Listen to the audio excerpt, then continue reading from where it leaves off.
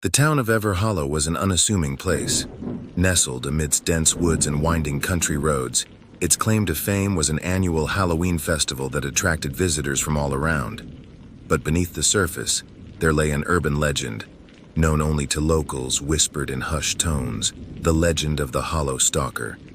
Jenna had recently moved to Ever Hollow.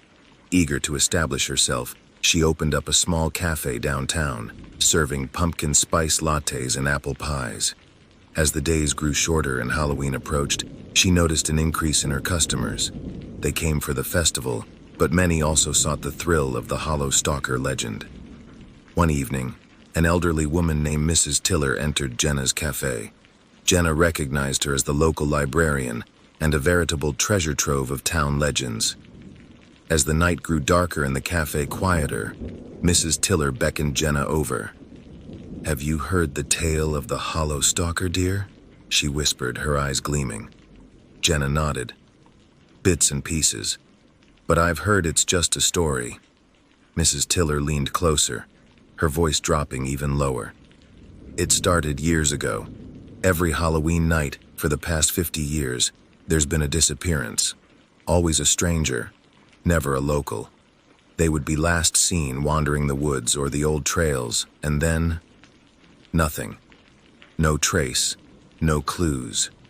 Just an empty space where they once were." Jenna felt a shiver run down her spine. "And this stalker?" Mrs. Tiller sighed. "No one's seen him clearly, but tales tell of a figure, tall and shadowy, always lurking at the edge of vision. They say he was once a man transformed by the dark woods forever hunting. He's become a part of Halloween here, as real as the pumpkins and the candy." Before Jenna could ask more, Mrs. Tiller abruptly stood up. "Just be careful, dear, and never wander alone on Halloween night." The days flew by, and Halloween night descended upon Ever Hollow. The streets were alive with children trick-or-treating, and tourists flocked to the festivities. Jenna's cafe was bustling, but she couldn't shake off Mrs. Tiller's words. As midnight approached, a group of tourists dared each other to explore the woods, to seek out the legend of the Hollow Stalker. Intrigued and somewhat skeptical, Jenna decided to join them. She figured there was safety in numbers. The group laughed and joked as they wandered, their torches casting eerie shadows among the trees. Hours seemed to pass, and as the group ventured deeper, the dense woods began to muffle the sounds of the festival. Suddenly, one of the tourists, a young man named Mark, pointed to a clearing. "Look, there's someone there." In the distance, a shadowy figure stood still, barely visibly. Jenna's heart raced. Could this be the Hollow Stalker? The group slowly approached, their curiosity piqued. But as they neared the clearing, the figure vanished. Disappointed, the group began their journey back. Jenna, however, felt an uncanny sensation of being watched. Every rustle, every whisper of the wind seemed to suggest they weren't alone. As they retraced their steps, Jenna realized Mark was missing. Panic set in. "We need to find him," she urged. Dividing into smaller groups, they searched frantically. Hours seemed to pass. But then Jenna, along with two others, stumbled upon a small cabin concealed deep within the woods. Its door creaked open, revealing a dimly lit room filled with old photos. As Jenna inspected them, she gasped. The photos were of the missing tourists year after year, each with a date, Halloween, and in each photo, lurking at the edge, was the same shadowy figure, the Hollow Stalker. Suddenly, the door slammed shut, plunging them into darkness. Whispers filled the room, echoing eerily. Jenna felt a cold hand grip hers. She screamed, but the whispers drowned her out. When dawn broke, the search parties found the cabin. Inside, they discovered 3 new photos, Jenna and the 2 others, dated Halloween. And just at the edge, the Hollow Stalker. Ever Hollow's legend grew darker that year, and as Halloween approaches again, the townsfolk whisper warnings to the new visitors, praying the Hollow Stalker's collection remains unchanged. But in a small town filled with secrets and shadows, one can never be too sure. When I recall that Halloween night, an icy dread grips my heart. What began as an evening of playful spooks and candy turned into a real-life horror.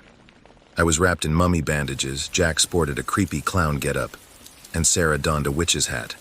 We felt safe trick-or-treating in our usually serene neighborhood.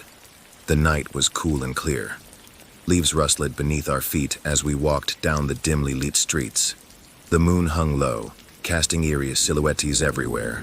We were in high spirits, welcoming a few good scares on this particular night, but nothing could prepare us for what awaited. As we rounded a corner, a figure stepped out from the shadows. He wore a grotesque mask, one that looked like it had been plucked from the darkest of horror movies. We tried to dismiss it, convincing ourselves it was just a neighbor attempting to spook us. Yet, as we continued our candy quest, we couldn't shake off the feeling that he was tailing us. Every now and then we'd see him, lurking in a garden, peeking from behind a tree, always maintaining a distance but never truly gone. Our playful laughter slowly transformed into hushed, anxious murmurs. We decided to head back home, hoping that would deter our unsettling pursuer. But when we turned a corner, he was suddenly right there, a mere few steps away. His mask was even more horrifying up close. Those hollow eyes seemed to see right into our souls. After what felt like an eternity, he whispered in a chilling voice, "You can't escape." Rooted to the spot, we could only watch as he lunged at us. Jack tried to fend him off, but the masked man was stronger and quicker. In a flash, Jack let out a piercing scream as the man brandished a knife. Without thinking, Sarah and I bolted, every shriek from Jack spurring us on faster. Tears blurred our vision as we pounded on the nearest door. An elderly lady ushered us in and we quickly called the police. The agonizing wait for them to arrive felt endless. By the time the officers scoured the area, the masked man had vanished. And heartbreakingly, so had Jack.